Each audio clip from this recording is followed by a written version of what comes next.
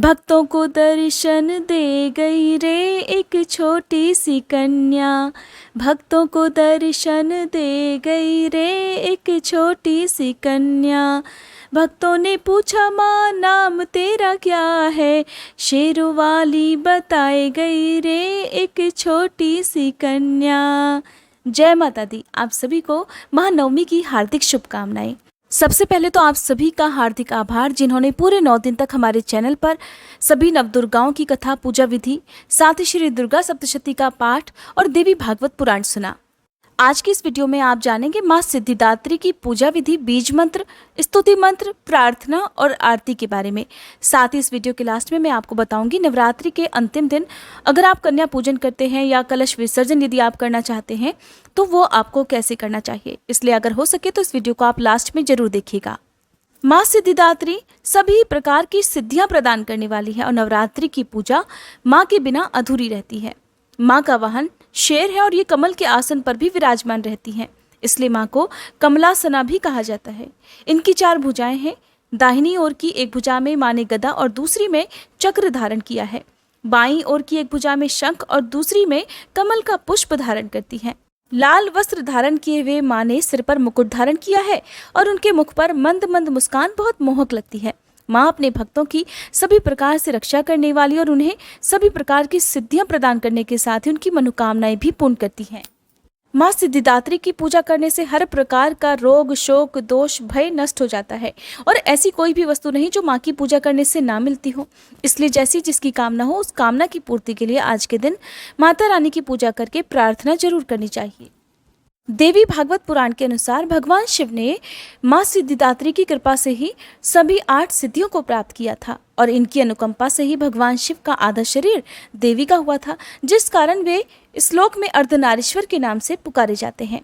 महानवमी के दिन माँ सिद्धिदात्री की पूजा करने के लिए सुबह स्नान आदि से निवृत्त होकर साफ स्वच्छ वस्त्र धारण करने चाहिए, क्योंकि माँ का प्रिय रंग लाल और सफ़ेद है। इसके अलावा आज के दिन भक्त माँ को बैंगनी और जामुनी रंग की वस्तुएं भी अर्पित करते हैं और इसी तरह के वस्त्र भी धारण करते हैं। तो आप इन्हीं में से कोई एक रंग के वस्त्र धारण करके माँ की पूजा की तैयारी करें। सबसे पहले माँ की प्रतिमा को गंगा जल से या शुद्ध जल से स्नान कराएं। फिर माँ को सफ़ेद या लाल रंग के वस्त्र अर्पित करें, फूल माला अर्पित करें, रोली, अक्षत, कुमकुम का तिलक माँ को लगाएं, धूप दीपक जलाएं। फिर माँ को पंचमेवा या 5 तरह के मौसमी फल अर्पित करें। और आज के दिन माँ का प्रिय भोग होता है हलवा, चने, खीर और पूड़ी। आप अगर आज के दिन कन्या पूजन करते हैं तो आपको ध्यान रखना है कि माता को भोग लगाने के बाद ही आपको कन्या पूजन करना चाहिए। जिन लोगों के घर में भी आज के दिन हवन किया जाता हो उनके घर में सुबह के समय ही हवन हो जाना चाहिए। कन्याओं के आने के बाद हवन नहीं करना चाहिए। आप कन्याओं को आमंत्रित करने से पहले जो भी सुबह की पूजा है, व्रत की कथा पढ़नी या सुननी चाहिए, वो सभी आप सुबह के समय ही जरूर कर लें। नवरात्रि का जो अंतिम दिन होता है वो बहुत महत्वपूर्ण होता है और इस दिन आप माँ शैलपुत्री के साथ ही सभी नवदुर्गाओं का ध्यान जरूर करें, सभी के बीज मंत्र का ध्यान करें, आप उनको प्रणाम करें, उन सभी से क्षमा याचना करें कि पूरे 9 दिन तक अगर आपने उपवास रखे हैं या पूजा पाठ की है तो उसमें जाने अनजाने में अगर आपसे कोई भी गलती हुई हो तो उसके लिए माँ भगवती इन सभी 9 स्वरूपों सहित आपको क्षमा कर सकें। पूजा करते समय कुछ जरूरी काम ऐसे होते हैं जो आज के दिन आपको जरूर करने चाहिए, जैसे कि आज के दिन माँ सिद्धिदात्री को लाल चुनरी अर्पित करें, हो सके तो आप श्रृंगार की सामग्री अर्पित करें। अगर आपने पहले से ही अर्पित कर रखा है तो कोई बात नहीं, जो भी श्रृंगार की सामग्री अर्पित करना भूल गए हो नवरात्रि के 9वें दिन अर्पित जरूर करना चाहिए। फिर उसका दान आसपास के मंदिर में कर देना चाहिए और अपने घर के साथ साथ आसपास के देवी मंदिर में जाकर आपको दीपदान भी करना चाहिए। माँ के मंदिर में आपको घी का या तिल के तेल का दीपक जलाने के साथ ही माँ को लाल चुनरी अर्पित करनी चाहिए, क्योंकि आज व्रत समाप्त हो जाते हैं तो आज के दिन पूरे शिव परिवार की पूजा भी करनी चाहिए। माँ सिद्धिदात्री के साथ ही भगवान शंकर और भगवान श्री गणेश जी की पूजा भी आप करें। अगर हो सके तो शिव मंदिर में जाकर शिवलिंग का अभिषेक भी आज के दिन आपको करना चाहिए। और एक और जरूरी बात कि बिना यज्ञ या बिना हवन के कोई भी व्रत उपवास अधूरे होते हैं और खासकर नवरात्रि के व्रतों में तो आपको यज्ञ या हवन जरूर करना चाहिए, जिसे हम अग्यारी के माध्यम से भी पूरे 9 दिन तक तो करते ही हैं, लेकिन अंतिम दिन आपको ऐसा इसलिए करना चाहिए क्योंकि हम अग्निदेव के माध्यम से जो भी हविष्य है, जो भी हवन सामग्री है या जो भी हम भोग माता रानी को अर्पित करते हैं वो सभी देवी देवताओं सहित, हमारे कुल देवी देवताओं सहित माता रानी के सभी स्वरूपों तक पहुँच जाता है। अगर सुविधा हो तो आप मंदिर से पुजारी जी को बुलाकर हवन करा सकते हैं, नहीं तो आप खुद से भी सुबह की पूजा करने के बाद आरती करने से पहले ही सबसे अंत में ये आप छोटा सा अग्यारी या हवन जिसे कहते हैं वो कर सकते हैं। मैं आपको बहुत ही आसान सी विधि बता देती हूँ। मिट्टी के ही एक दीपक में, जिन लोगों को नहीं पता है ये जानकारी उनके लिए है, मिट्टी के ही एक दीपक में आप गाय के गोबर का उपला जलाकर रख लीजिए। उसके ऊपर आपको कपूर रखकर जलाना है, फिर लौंग का जोड़ा घी में डुबोकर आपको जलाना चाहिए। फिर एक बताशा अर्पित करें और आपने माता रानी के भोग के लिए जो भी आज के दिन पकवान बनाए हैं, जैसे कि खासकर सबसे ज़्यादा जो अर्पित की जाती हैं वो हलवा पूड़ी माँ को अर्पित की जाती है, वही आप अग्निदेव को समर्पित करें। तो देखिए अठावरी भी पूजी जाती है, जिसमें कई बार लोग 8 पूड़ियाँ या फिर 11 पूड़ियों से और साथ ही हलवे से अग्नि देवता को समर्पित करते हैं। हवन की जो अग्नि होती है या जो अग्यारी की अग्नि होती है उसमें समर्पित करते हैं। तो आप भी ऐसा कर सकते हैं। सारी 8 पूड़ियों में से थोड़ा थोड़ा सा तोड़कर आप थोड़ा थोड़ा सा 8 बार हलवा अग्निदेव को समर्पित करें और फिर सबसे अंत में उस दीपक के चारों ओर जल का छींटा देकर फिर अग्निदेव से प्रार्थना करें कि आप इस हविष्य को स्वीकार करने की कृपा करें। इस तरह से आपका जो छोटा सा हवन है वो संपूर्ण हो जाता है।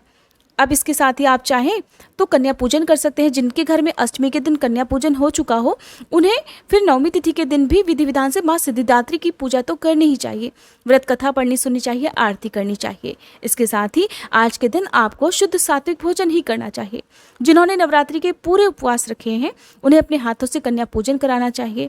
जिनके घर में आज के दिन कन्या पूजन होता है वो बड़े प्रेम से, बड़े स्वागत के साथ कन्याओं को अपने घर पर आमंत्रित करें। लेकिन कन्याओं का पूजन बिना बटुक भैरव के अधूरा रहता है, तो साथ में एक बटुक भैरव को भी अपने घर पर लेकर आएं। कन्याएं कम से कम 5, 7 या 9 होनी चाहिए। इससे कम अगर कन्याएं आप लाते हैं तो आप एक कन्या का भी पूजन कर सकते हैं। अगर ऐसा है तो आप एक ही कन्या को बार बार 5 बार पूज कर, उनकी पूजा 5 बार करके उन्हें 5 बार भोग लगाकर फिर ध्यान रखना है कि 5 बार ही उन्हें दक्षिणा या जो उपहार है वो आपको देना होता है। यानी कि जितना जो भी सामग्री, हम जो भी उपहार है वो हम 5 कन्याओं को देते हैं वो आपको एक ही कन्या को देना होता है अगर आपके पास ज़्यादा कन्या नहीं है। अपने घर की छोटी कन्या का पूजन भी आप कर सकते हैं। अगर बात करें कि कितने उम्र की कन्याओं को आपको आमंत्रित करना चाहिए, तो देखिए आज के दिन 2 से 5 वर्ष की जो कन्याएं होती हैं वो पूजन के लिए बहुत शुभ मानी जाती हैं। ज़्यादा से ज़्यादा आप 10 वर्ष की आयु तक की कन्याओं का और इतने ही वर्ष के जो बटुक भैरव हैं उनका भी पूजन आज के दिन आप कर सकते हैं। कई बार ऐसा भी होता है कि आसपास कन्याएं ही ना हो, कहीं भी कन्याएं ना हो। पहली बात तो आपको देखिए कोशिश पूरी करनी चाहिए कि चाहे एक ही कन्या हो अपने घर पर आगमन जरूर कराएं, क्योंकि माँ भगवती का रूप होती हैं कन्याएं, इसलिए उनका आना घर में बहुत शुभ फल की प्राप्ति कराने वाला होता है।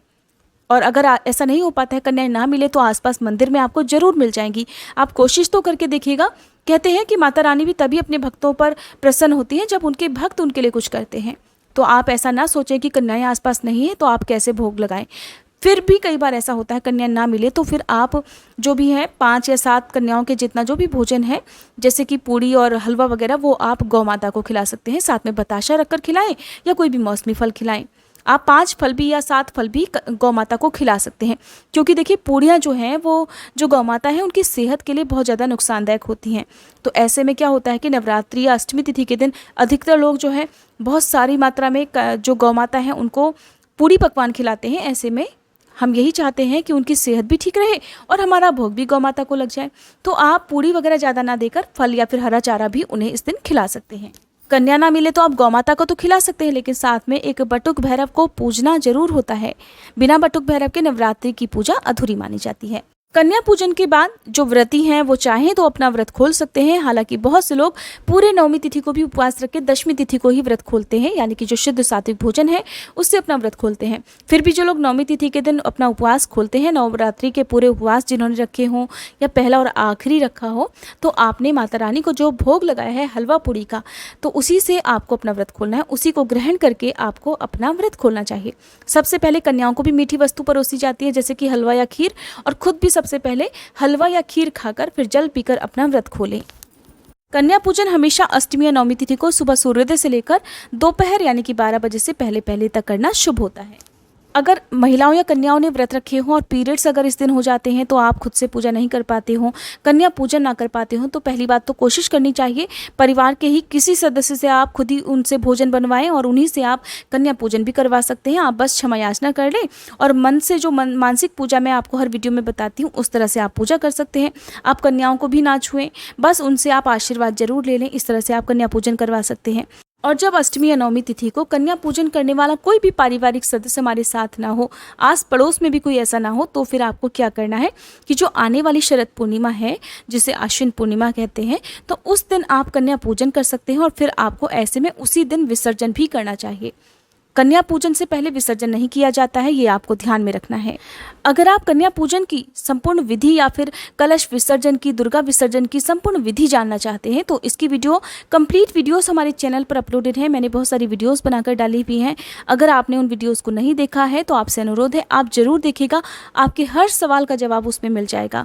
और अगर आप जानना चाहते हैं कि विसर्जन कब करना चाहिए, तो देखिए विसर्जन जो है वो दशमी तिथि को ही किया जाता है, नौवीं तिथि को विसर्जन नहीं करना चाहिए। वैसे इस बार नवरात्रि के दिन ही, 9वें दिन ही दशमी तिथि भी लग रही है, तो चाहे आप दोपहर के 2:21 के बाद से भी विसर्जन कर सकते हैं, क्योंकि उस समय दशमी तिथि प्रारंभ हो जाएगी। तो शाम को सूर्यास्त होने से पहले पहले भी आप जो है 4 अक्टूबर मंगलवार के दिन विसर्जन कर सकते हैं, नहीं तो आप अगले दिन दशहरे के दिन 5 अक्टूबर बुधवार को विसर्जन कर सकते हैं। विसर्जन के दिन भी आपको धूमधाम से माता रानी की पूजा करनी चाहिए, उनसे क्षमा याचना करनी चाहिए, फिर उन्हें आप अक्षत छिड़क कर उसके बाद उनका विसर्जन कर सकते हैं। आज आपका बहुत सारा समय मैंने पूजा विधि और नियम बताने में ले लिया, मुझे क्षमा कीजिएगा। अब जानिए माँ सिद्धिदात्री के विशेष पूजन मंत्र और आरती के बारे में। माँ का पूजन मंत्र है ओम देवी सिद्धिदात्रे नमः। सिद्ध गंधर्व यक्षाद्यैर सुरैरम रैरपि सेव्यमाना सदा भूयात सिद्धदा सिद्धिदायिनी। माँ का स्तुति मंत्र या देवी सर्वभूतेषु माँ सिद्धिदात्री रूपेण संस्थिता नमस्तस्यै नमस्तस्यै नमस्तस्यै नमो नमः। अब सुनिए माँ सिद्धिदात्री की आरती। ओम जयति जय सिद्धिदात्री, मैया जयति जय सिद्धिदात्री, हम भक्तों की मैया तुम हो महतारी।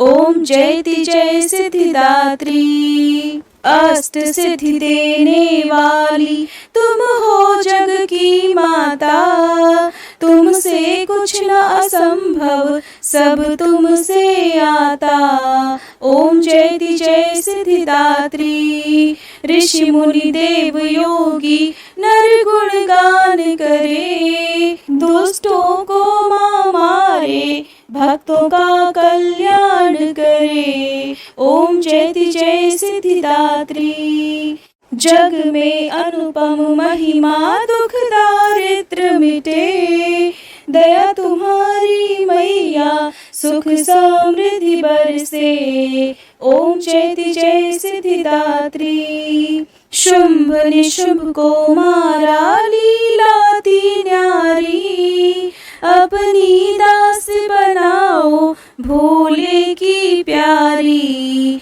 ओम जयति जय सिद्धिदात्री, शंख चक्र गदा और पुष्प कमल सोहे, छवि माता की प्यारी सबका मन मोहे।